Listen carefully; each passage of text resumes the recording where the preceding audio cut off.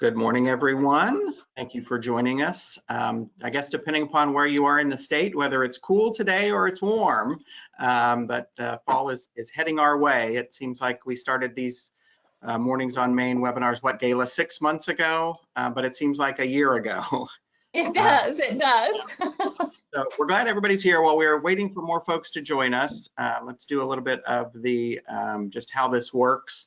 So all attendees are in the listen-only mode. You're automatically muted when you come in.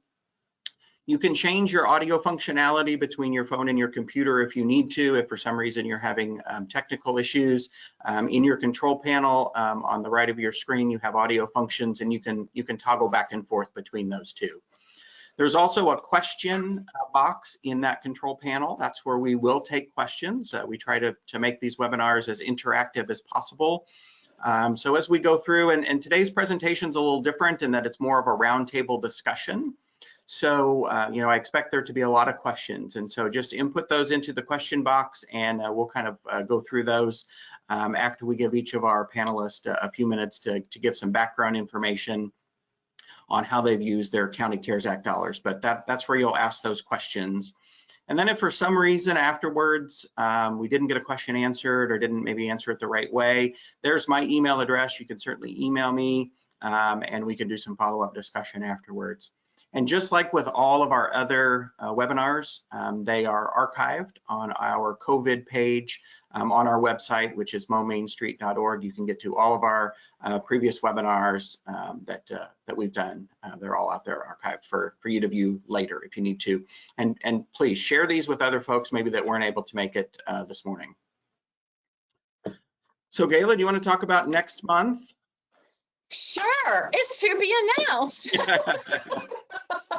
Now, normally we have this all worked out, but with the ever-changing, we have been working on a project, and hopefully we're going to have a speaker come and really give the history of what we've been doing in Main Street and the data.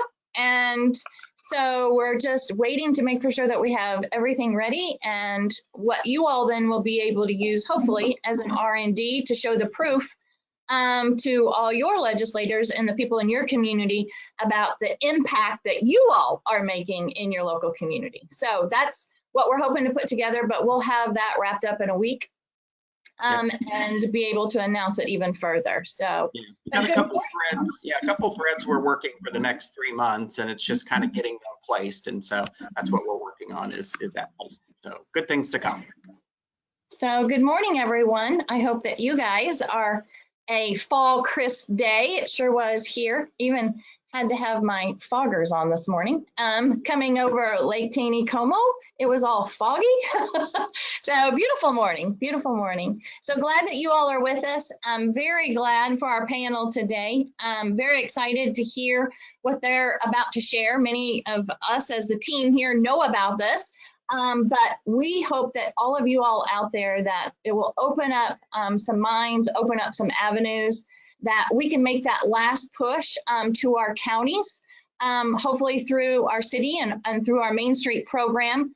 As we all know, there's still a lot of CARES money to be allocated, and we also know that the time is ticking for that to happen. So they've got to get these monies out, and there's no better program that is working for the community than our Main Street programs. So if you guys have any questions, concerns after this, want us to help, we are here to help you all and make these inroads with your city and your county for some of these dollars. So thank you all, as Darren and Donnie and Pam and Lindsay, thank you all very much for being part of this morning. Before we jump into that discussion, though, we wanted to do a quick little commercial for our workshop in November. Instead of being in person, I don't think it's a surprise to anybody that we're not going to gather a big group of folks together to do our normal quarterly workshop. And so we've moved it all virtual. And so Jay Schlinsog, he has actually done one of these Mornings on Mains for us in the past. Is going to talk about, how things are operating in this COVID world, things you can do, navigating this new reality And so, definitely would be a workshop for your Main Street boards, your Main Street volunteers, EV committee, design committee, promotions committee, organization, all of those folks, along with community leaders and city leaders. Jay has knowledge from working all across the country. It's really going to be a great presentation. You'll find this flyer in the handout section in the control panel also. And we've just started, actually started yesterday, pushing this out into the state for everybody to pay attention to. All right. Advance my slide. There we go. All right, well, Darren, we're going to start with you from the city's perspective. Darren, if you would just give everybody a background of how you've been working with the county on CARES Act dollars, and then we'll have Pam talk a little bit more about how that's been working with the Main Street program. So Darren, if you want to get us started. Sure, thanks for having me. So the city of Chillicothe, along with Livingston County, has been trying our dead level best to make sure that as much as the CARES Act dollars as is possible can get back into the hands of our local businesses as quickly as possible. We received $1.78 million to the county, and out of that, we have granted roughly 100 businesses, roughly $750,000.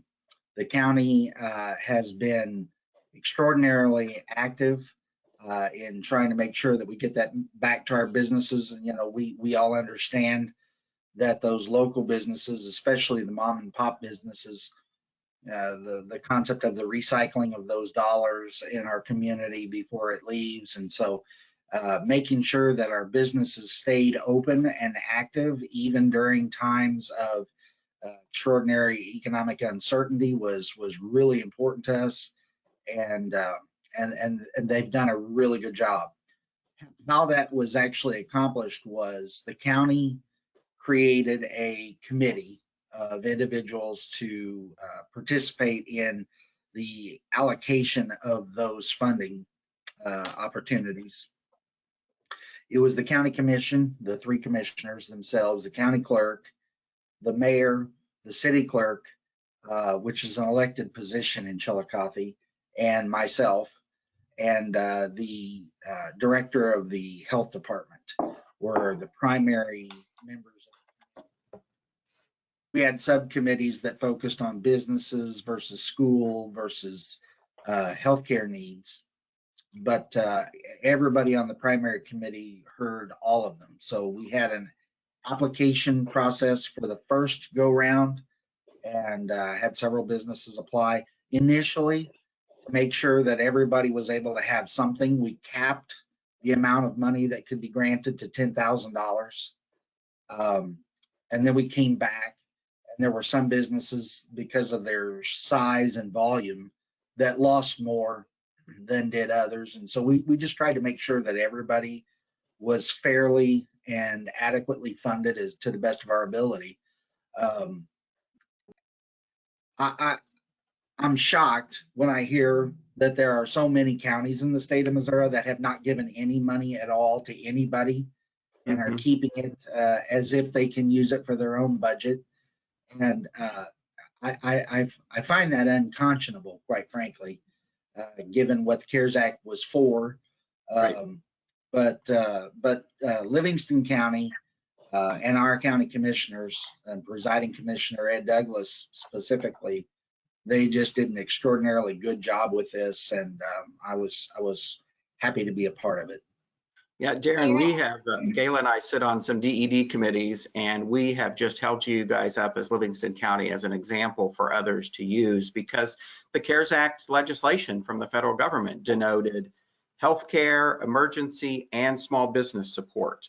And we have heard time and time again through those meetings that there are some counties that just are not tackling the small business support efforts. And in fact, DED's in a current initiative right now to push some information out to the counties on, here's some things other counties are doing. It's okay, you can do this. It's all right. Others have blazed the path, and you can follow and do what they're doing. So Darren, you guys have really led the effort. Or have there been any bumps in the road through the process? Oh, some people tried to use the application process as a free-for-all to actually make money on the process, and you have to be cautious about that. And we've had a couple of individuals who, they said, well, let's don't spend any of it and let's give it back to the national government because we want to help with the national debt. And I had to explain the concept of compound interest on the national debt. And this is a drop in the bucket. We're not helping. So we have a fiduciary responsibility to our taxpayers that is primary. And so let's make sure we actually take care of home first. Right. Best way is to get the economy going. Oh, absolutely. But even for us as the city, and it's the county's program. I mean, technically the county can do whatever they want, but they've included us because we have a really good partnership with them anyway. We work together well with the county, and we strive for that. That's not always been true, but we've really tried to redouble our efforts to make sure we have those open doors.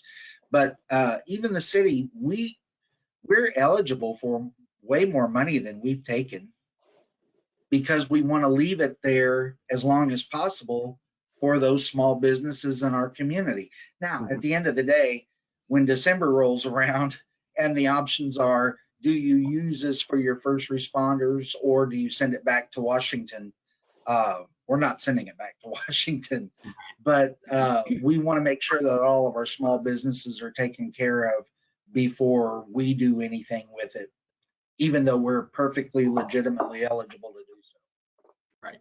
Darren, for everybody that's listening, Darren is the city administrator in Chillicothe.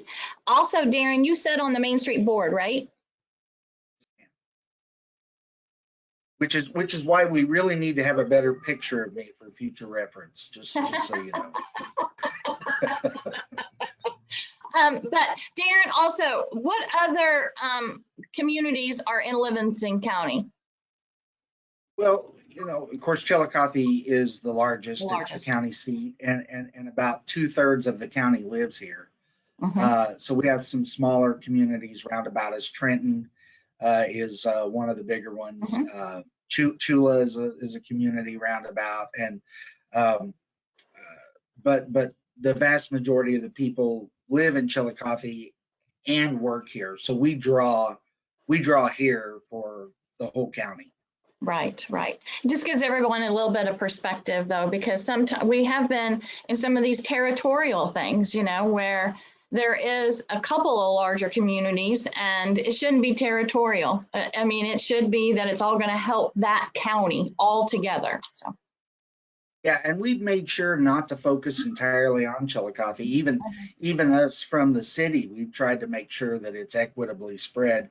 And Gayla, I've been in other places where this was not always the case, that the county and the cities work well together and the other cities respect one another. But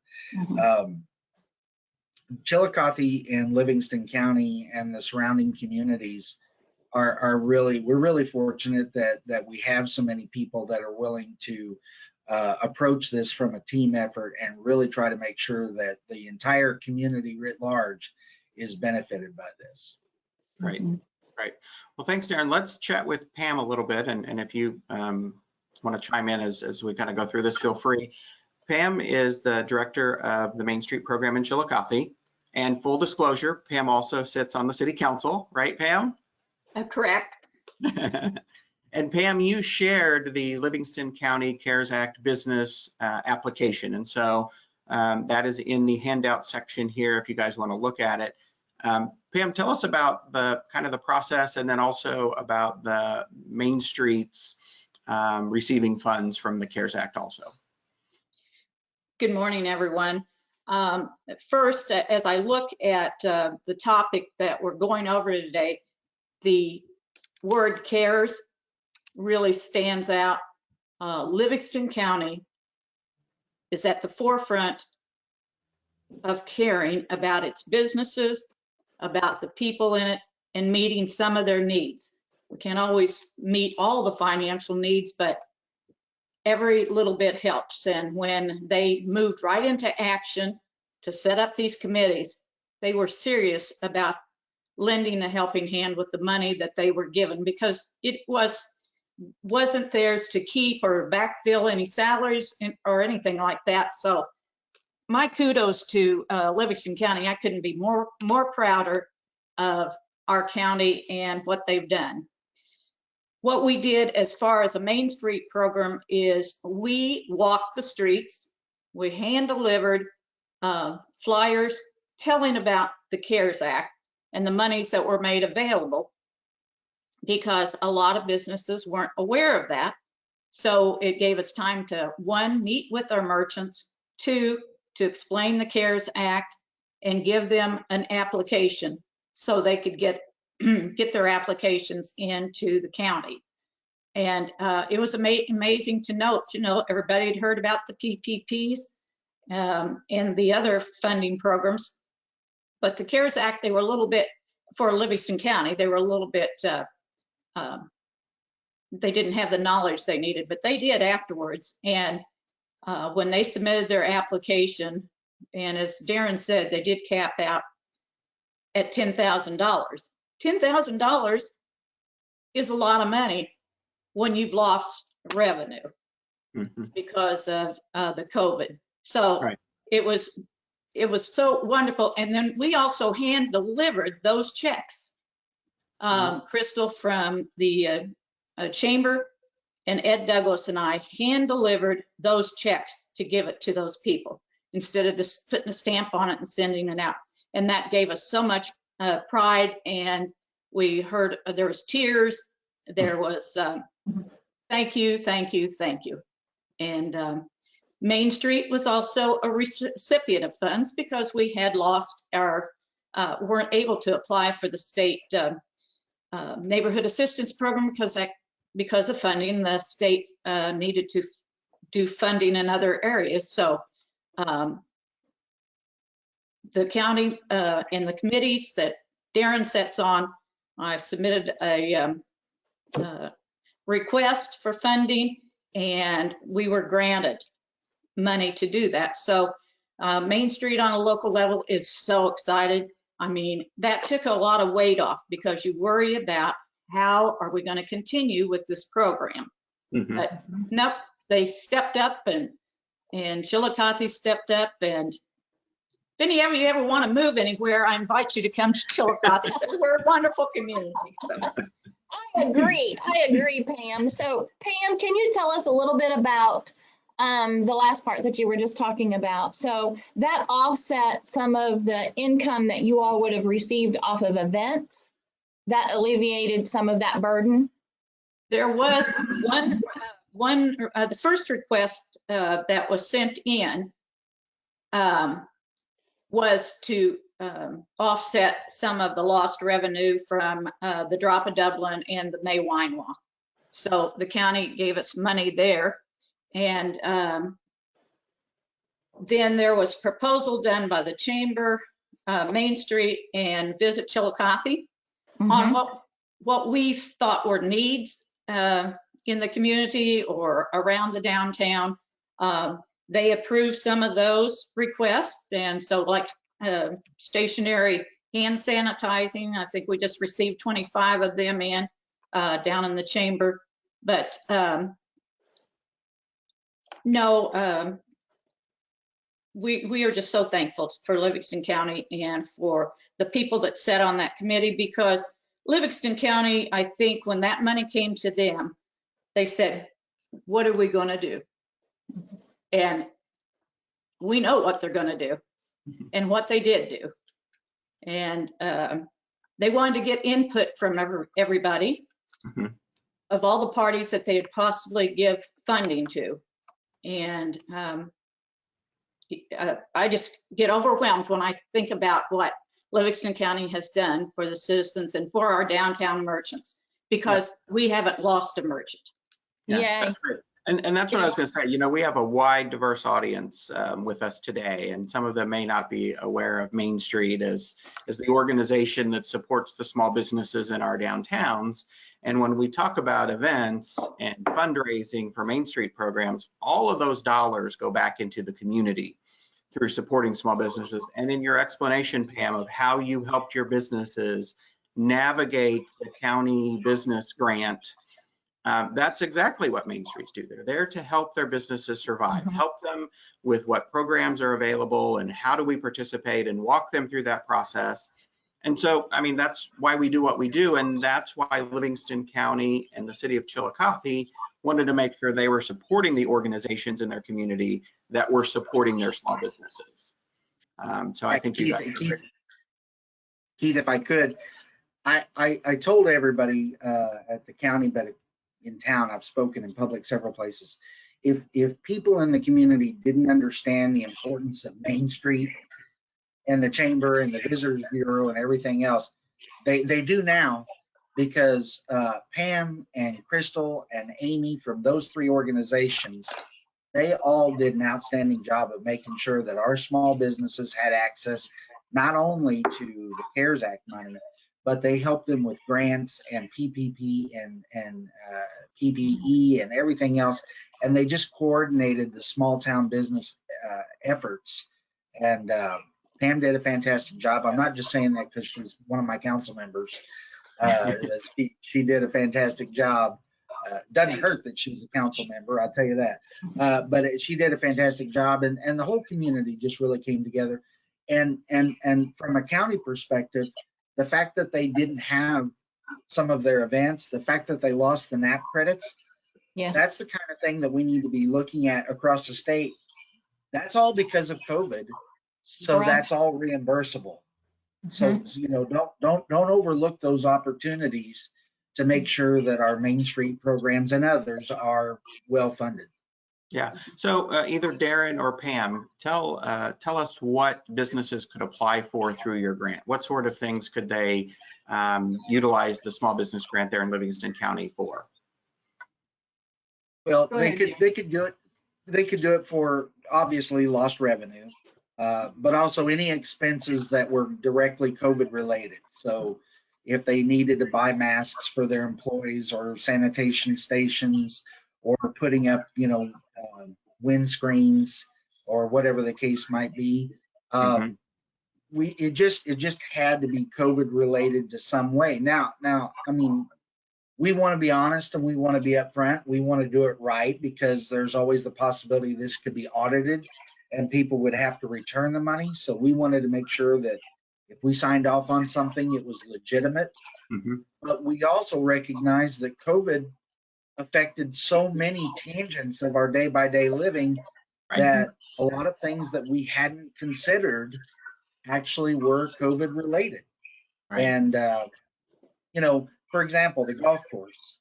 Well, a lot of people play golf, but we had to use so many more golf carts because you could only have one person per cart.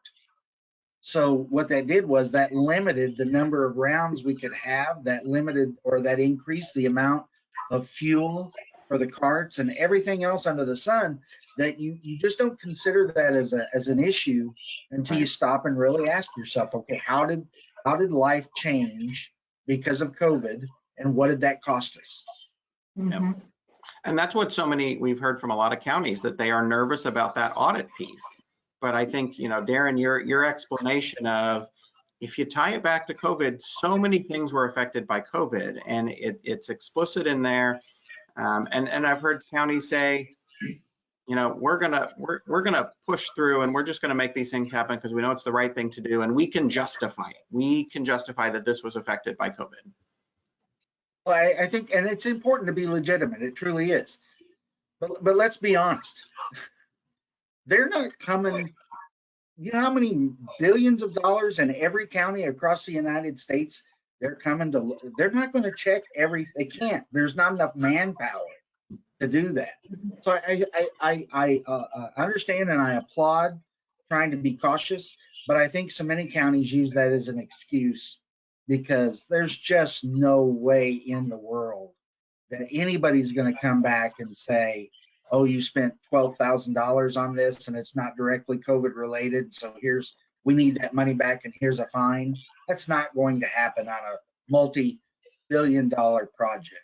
Right, but everything that we're talking about, Darren, is definitely affected. I mean, definitely, you could stand and say our Main Street programs for sure are the frontline resource to our small businesses in our downtowns.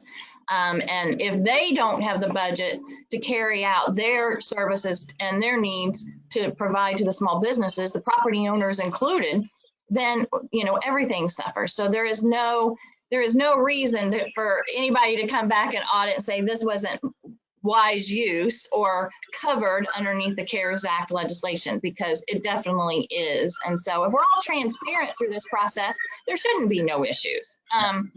And definitely, just you guys are investing in your Main Street communities. You're investing throughout the community, really, not just Main Street businesses, but you're investing. So those investment dollars are going to turn around and put dollars back into you all locally and the state, because as Pam said, you all didn't lose a business. You kept all your businesses open. That's phenomenal. Yeah. Well, and Gayla, to date, we're up 10% in our sales tax revenue. Wow. Year.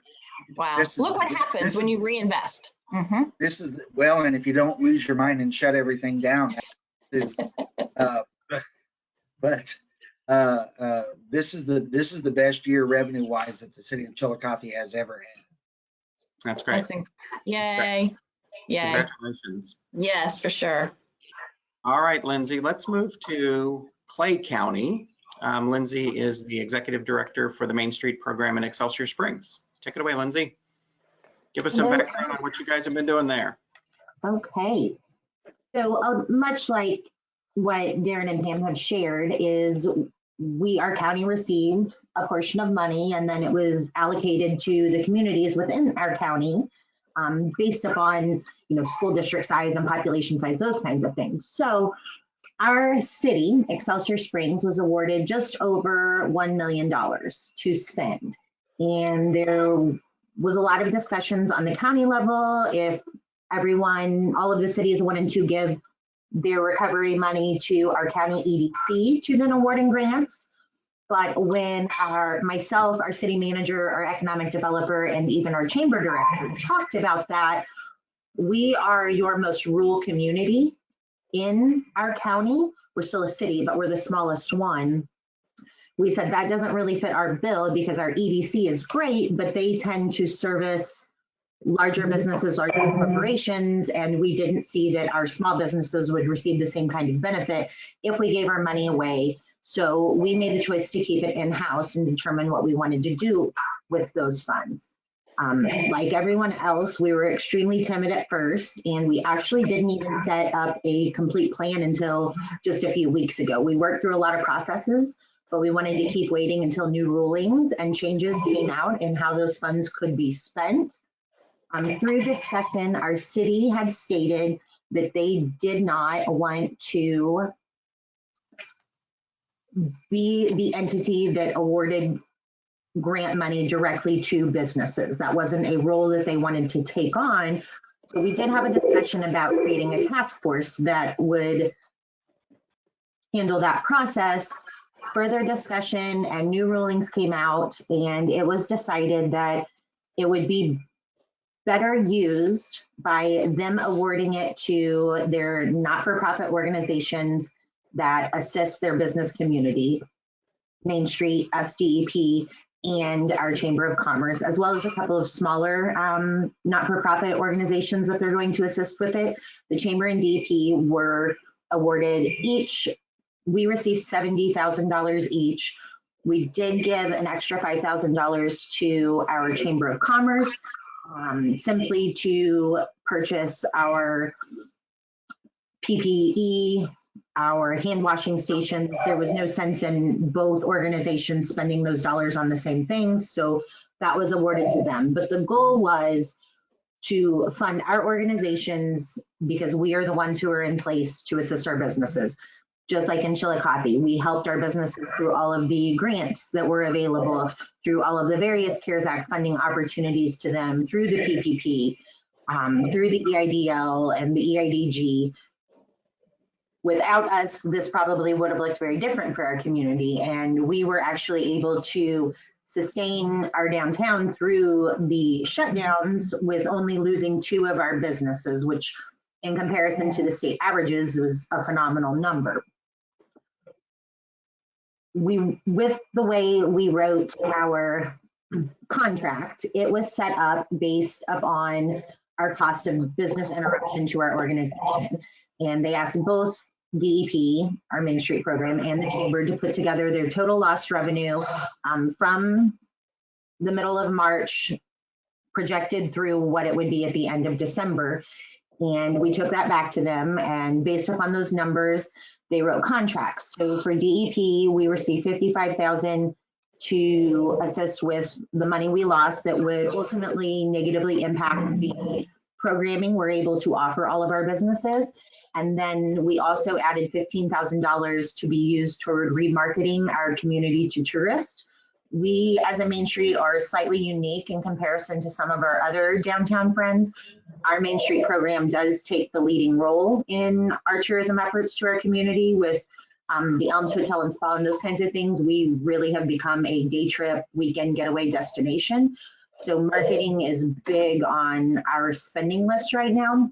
And so, like I said, we just got this money like 3 weeks ago. And so we're putting some programming together that will assist our businesses. But the first one that we've launched is we put together a trip planner each year that goes out all over the state as well as the surrounding states around us. And we knew that this year would be difficult for businesses to be able to afford ad spaces in that trip planner.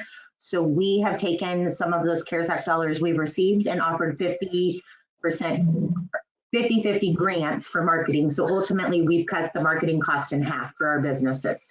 We are likely going to continue doing some additional co-op programming, and then we are even going to look into putting together cost sharing for them to continue their own website hosting. Luckily, in our community, we had a fabulous company who offered that service for free during the shutdowns to businesses who wanted to do that.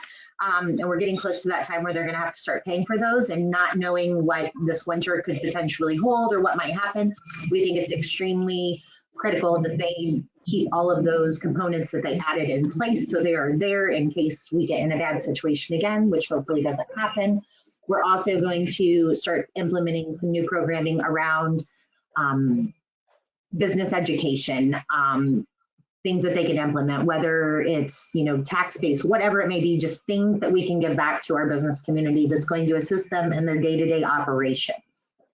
Are there any questions? Did I go over that too quick or? Well, I wanted you to emphasize something. It's similar to what Darren and Pam said, is when this first started, I think the key for that success between your two communities is you brought the folks to the table, the city, the county, the Main Street, the Chamber, and started having these discussions of how can we impact what's going on in our community. And so can you talk a little bit about that relationship and how that's been a benefit for you?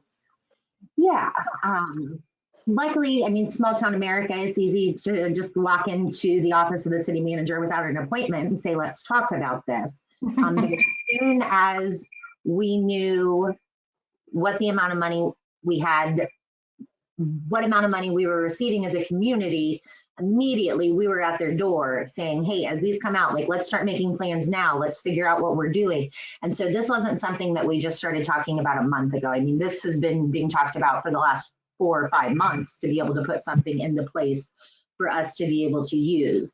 And, fortunately, through our efforts, our city truly feels that we are a valuable component to the economic well-being of our community. And so they felt it important to ensure we are still here post-pandemic to continue supporting those businesses. And so through this, we were able to, and again, like Darren said, we were extremely careful at first. No one wanted to misspend and then someone be stuck paying back money when the audits occur. But I will echo Darren in that there is no possible way they're going to audit every single dollar that was handed out. But again, you don't want to be that one that is. Yeah. So I think for the folks out there that, maybe haven't had these discussions yet, today's the first day you can start those discussions with your city, your county, and your Main Street and Chamber, or whatever organizations you have in your community if you don't have Main Street, and your county hasn't spent those dollars yet. Today's the day you can start that conversation if you haven't already. And the time is clicking away. We need to be doing it today. That's why we're having this webinar. And again, Lindsay and Pam and Darren, you guys, and well, Donnie's going to talk here in a minute, but you guys were in the front line from the very beginning discussing, your all's importance there and the connection that you have to your small businesses. So kudos to you guys for laying that groundwork. But for others that are listening, again, the time is as essence, because we have got to, in our counties, hopefully spend these dollars, and our downtowns need these dollars invested in them. Yep. Yeah. Lindsay, you shared a document with us yesterday that's in the handout section. Can you tell us what that is? Yes, so our city adopted a new resolution to solidify our contract agreement with these dollars. It's in the attachment, you can see it. I feel like it's easy for us to think that putting together funding opportunities for this can be extremely complex, but taking a look at our agreement, like one page, super simple, to the point, says what it's doing. It doesn't have to, you don't have to make it more difficult than it is. It is simply, whereas we had a pandemic, whereas DEP does good things for our community, whereas we provide services, now therefore we're going to award them these dollars for these things. A statement saying that this is why we're doing this resolution and here's how it is. So again, don't complicate it. I mean, that was just to get the money out of the city's hands.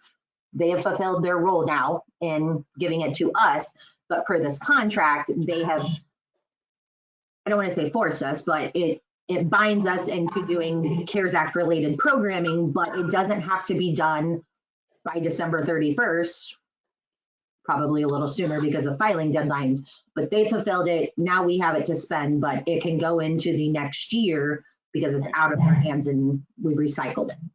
Right. Okay. Awesome. Very good. All right. And I do want to remind folks, feel free to ask questions in the question box on your control panel on the right, and we'll kind of cycle through those. Donnie is the executive director for Downtown Lee Summit. And what did you say the other day? It's your 5-year anniversary in that position? As the director, yes. I've been with the organization almost 7 years. This October, 5 years. And so this has definitely been the most interesting of years. Well, take it away, Donnie. Tell us about what's happening in your community related to the County CARES Act dollars. Okay, so yeah, Lee Summit, Missouri, we're right outside Kansas City, so we're part of Jackson County. So Jackson County decided to allocate those funds to the cities to best use on what they felt necessary for relief. And so I believe the city of Lee Summit got close to $6 million. Numbers aren't probably the important thing here, but so the city put a budget together and they sent that to the county. And so the two big programs I'm going to talk about this morning that apply to us specifically is the city put money to aside for a nonprofit grant relief program, and then also put money towards a budget for a small business grant program. And I'll talk about both of those. So as a Main Street organization, as a nonprofit, uniquely enough, most of probably close to half of our budget annually comes in the last 4 months of our year, which our financial year ends the end of June. So, from March to June, that was the hardest hit for our budget possible. And so the city, in putting together a nonprofit relief program, looked at, much like everyone else had said, what are those costs occurred specifically to COVID. And so the city put together a nonprofit grant program that followed the structure that they had already in place for their community development block grant program. So, they followed some of the structure there they had. And so they opened it up for applications. When we were looking at the application, we've lost a considerable amount of revenue this last year. We didn't apply for everything. We looked at 3 areas specific and looking at how we could use those dollars to best help. One of those was replacement of net revenue lost for our largest event of the year. Our Downtown Days Festival draws about 100,000 people each year, the first weekend of June, to Lee Summit. And of course, that fits into that loss of revenue, but also, you know, the cancellation of that event to ensure the health of our community. That could have been a huge super spreader event. Any of those large events like that could do that. The other thing we looked to apply those funds toward were occurred expenses. We manage our farmers market in downtown Lee Summit. We've had a unique year in that working with the health department of Jackson County, we actually could not open our market till June. When we did finally get permission to open our market, we had to do a drive-through setup where we had a drive-through market set up. And then finally we were able to open as a socially distanced market on a church parking lot outside of downtown. But those all had huge expenses for us and signage and the necessary PPE to make that market happen. And then our third request that we used for those CARES Act funds were looking at purchasing PPE for our businesses down here. So we're looking to purchase reusable masks for all of our employees at all of our small businesses, especially knowing that this isn't going to go away anytime soon. And so that nonprofit grant request we sent in, those were our big focuses on that. We didn't know how that would be received, but it was a successful ask. And you know, that's taken a lot of pressure off our organizations to then focus on other ways of how we can support our business community. I think that's one of the big things is just like, and when you lose so much revenue due to COVID shutdowns, I mean, it kind of shook up what we could focus on. We were still trying to focus as much as we could on our business community, how best to support them. But at the end of the day, we had to make sure that we were still here to be able to do that in the long term. We just celebrated 30 years as an organization this last year. And then the second part of the CARES Act funding here in Lee Summit is the city budgeted $225,000 towards small business grants. Now, the city did not want to be part of that distribution of those funds. They were seeking a partner to distribute that. Now, here in Lee Summit, we have 4 organizations that are kind of focused on the health of our business community. Downtown Lee Summit Main Street, of course, our Chamber of Commerce, our Economic Development Council, and then also we have a group called Velocity that's really focused on startups and startup acceleration. And so they actually took the lead on our CARES Act funding grant program for our small businesses. We worked in partnership with them, all 4 organizations did, in establishing that grant program. But we wanted to create that to where the city didn't have to be responsible for funding those small business grants, but there was still the opportunity to get those funds out. Time is running out, of course, for all of us on this. Uniquely enough, I believe all dollars have to be spent by December 30th.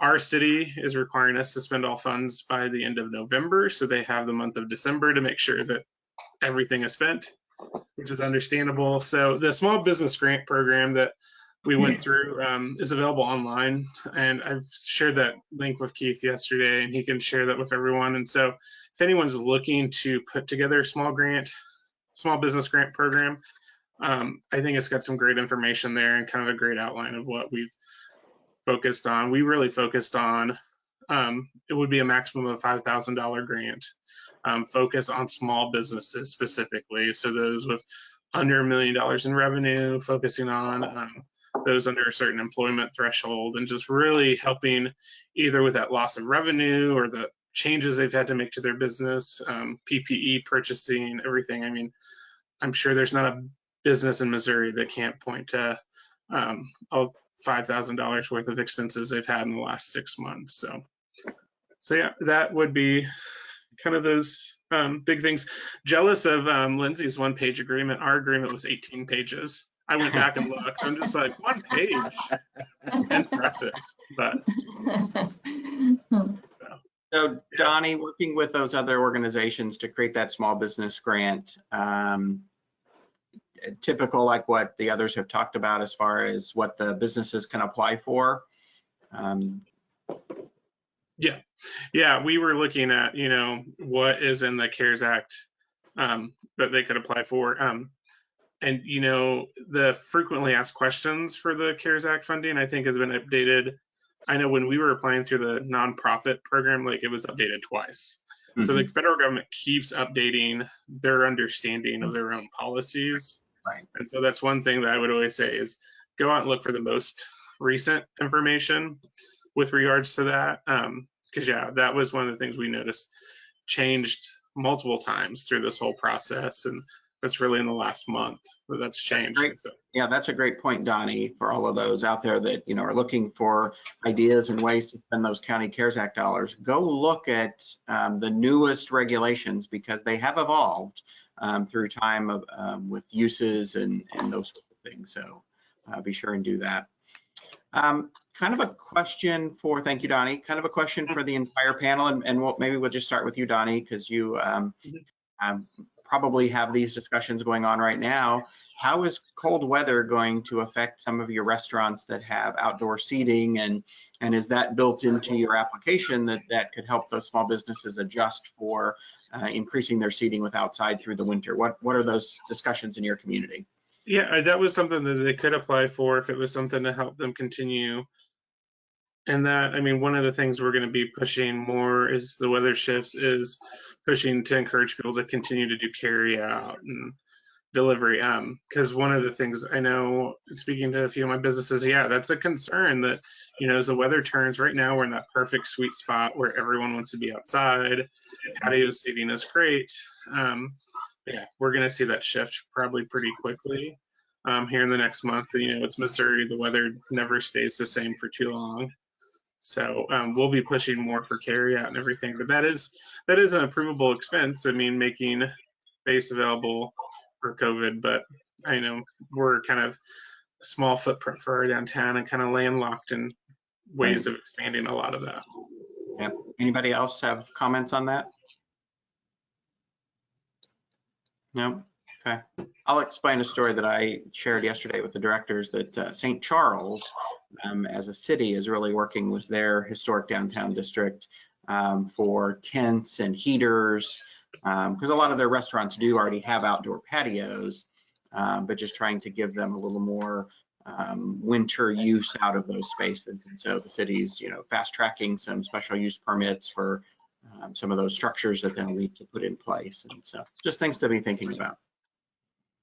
And just to add to that, Keith, we discussed this yesterday during our We Care calls with the directors too, but we're learning around some of our other states in the Midwest, like Michigan and Iowa and Ohio, that the Main Street program is working with the city to get a permit with the CARES Act dollars, paying for like a vacant lot for them to put up a tent, put some heat in it. And what they're finding, which I thought, it was like, duh, but what they're finding is a lot of the companies that come in and put these tents up, temporary tents and the heaters and all that, normally, would cost an arm and a leg for a long period of time, for 3 months.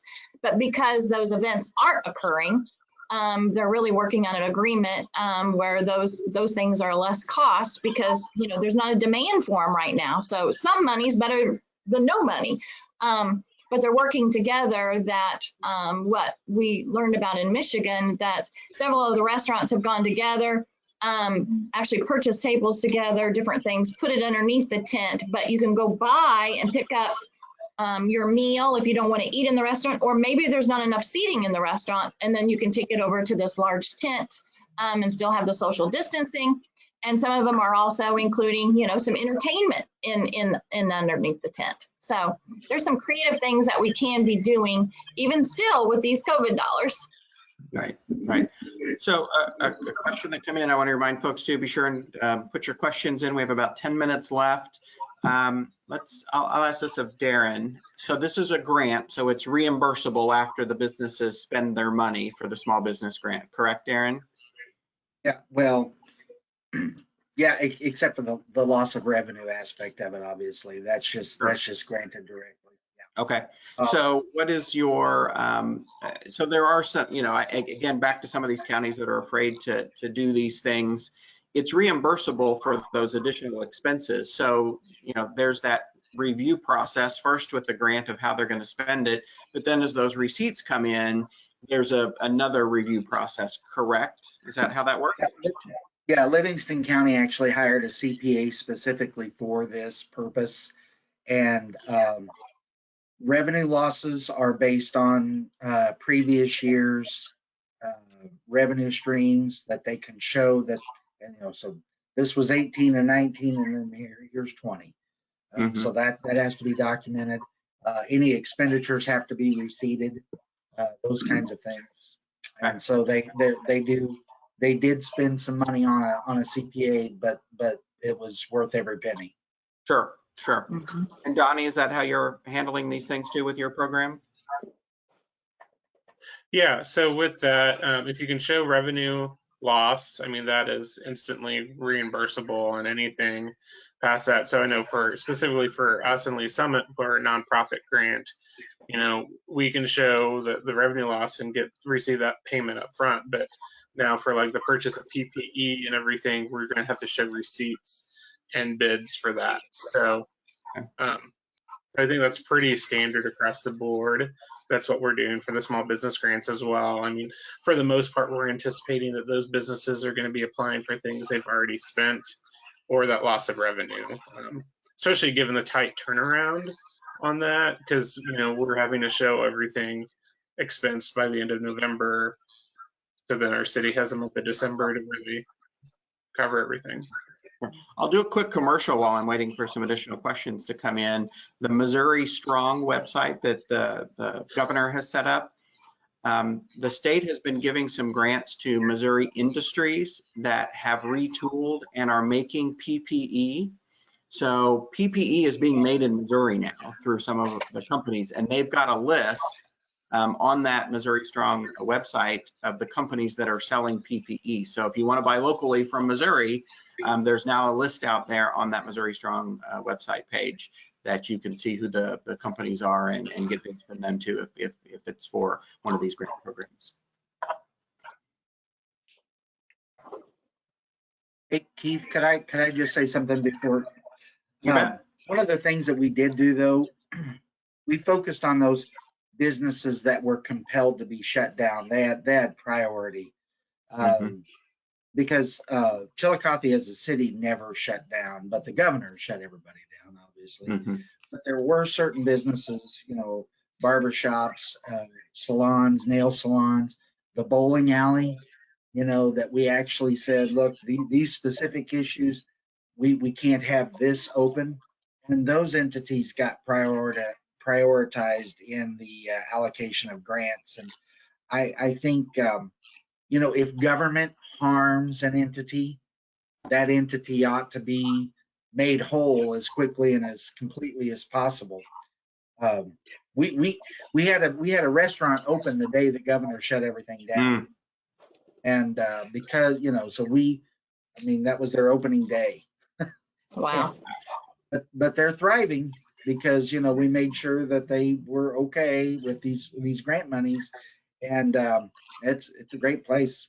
Shooters, if you're ever in town, stop by. It's good. Great. Yeah, we've heard a lot of those stories about, open during COVID. I was sharing one yesterday in Excelsior Springs. Lindsay can talk about the knitting store and how quickly they pivoted to doing curbside kit pickups. And I mean, they have just been doing a good job through that.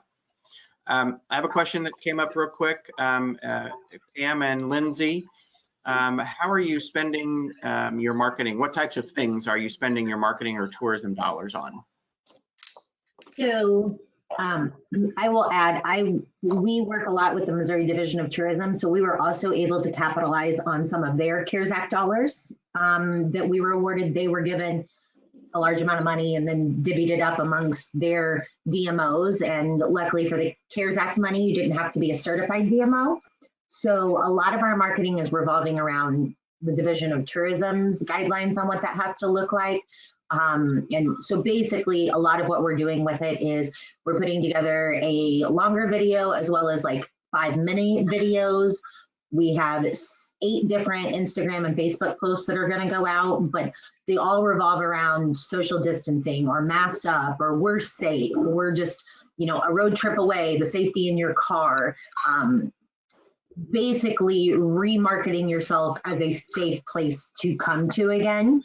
With some of our city CARES Act dollars that we received, that's going to be utilized to put together a trip planner that's going to go out, and a portion of that trip planner will, not a portion, probably like a third, maybe a fourth, will focus on the we're safe, we're remarketing, but in hopes that by the end of the year, we're also going to have some normalcy of what it could potentially, so you'll see a good mix in that publication.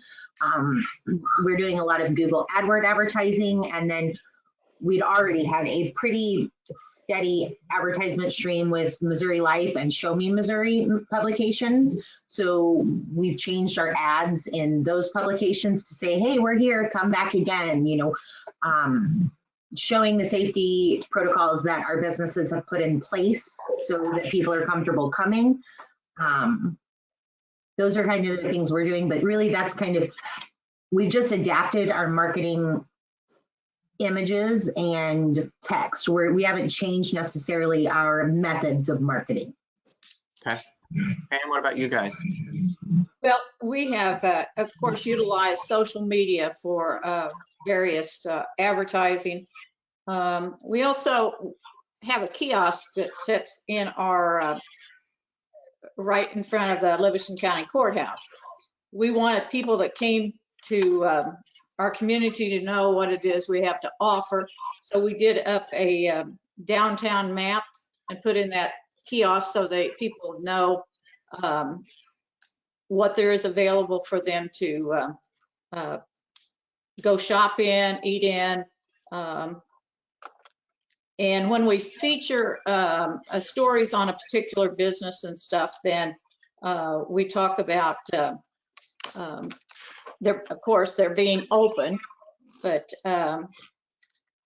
we haven't formalized a full campaign like Lindsay and them are doing right now, but those are things that we will be doing. Donnie, I'm going to throw you into the mix too, because you guys are good at marketing. What are you guys doing differently? How are you marketing your downtown district? I mean, from the very beginning, we kind of focused on really love local and sharing how you could continue to support businesses throughout. You know, as we get into the holiday season, we've had to transition from a lot of in-person events to getting kind of creative on how we bring people back. So we've done a passport program this summer that was successful. And so going into the fall and the holiday season, we're planning on extending our Small Business Saturday to a full week called Love Local Week, and just really try to, you know, encourage and educate the community on why it's important to support these small businesses. I mean, one of the hard things about this whole pandemic, it was so easy to get online and order something from out of state. You know, those companies thrived. Amazon made billions during this. And so we just really have, you know, how do we focus on continuing to support the businesses and encourage people that those dollars matter here locally more than ever. We had, you know, Darren, you made an interesting point with the city being up 10%. We had a community contact us and kind of ask those questions about, you know, can the city share some of the sales tax aggregate numbers, not specific, but, you know, how is the city doing because more people are shopping local instead of going to the big city centers? And, you know, has that helped the city advance any projects quicker than normal because they've had an influx of income? And, you know, it's hard to find that data or to correlate those two all the time because, of course, cities have additional expenses due to COVID and what's been happening. So, you know, we're trying to figure that stuff out too. But Donnie, to your point, it's, yeah, support your local folks. Those are the folks that have been there during this pandemic for you right down the street. Yep, yep. Darren, I have a question that came through, and you might be the one most educated to answer this. If there are limited CARES Act pools for businesses within someone's county or community, are there any additional resources out there that you're aware of that businesses could take advantage of? You know, I'm sure there's grant funding that has been enhanced as well. I mean, it's an election year. So they're throwing money around as far and as fast as they possibly can. We've worked so heavily though in the CARES Act that I'm not familiar with anything specific other than like what Lindsay was talking about. So you've got Department of Economic Development and Tourism and different organizations that have CARES Act money. Firefighters, the fire departments have access to CARES Act money. First responders have access to CARES Act money. And so I think there's multiple avenues within the overall stream, and you need to look at every possibility. I think what so many communities suffer from is just a real myopic approach. Unless somebody comes in and actually hands them a bundle of cash, they just assume there's nothing available. And that's not the case. Well, and I think also in the bigger city centers that some of the bigger foundations in those communities have offered some small business grants.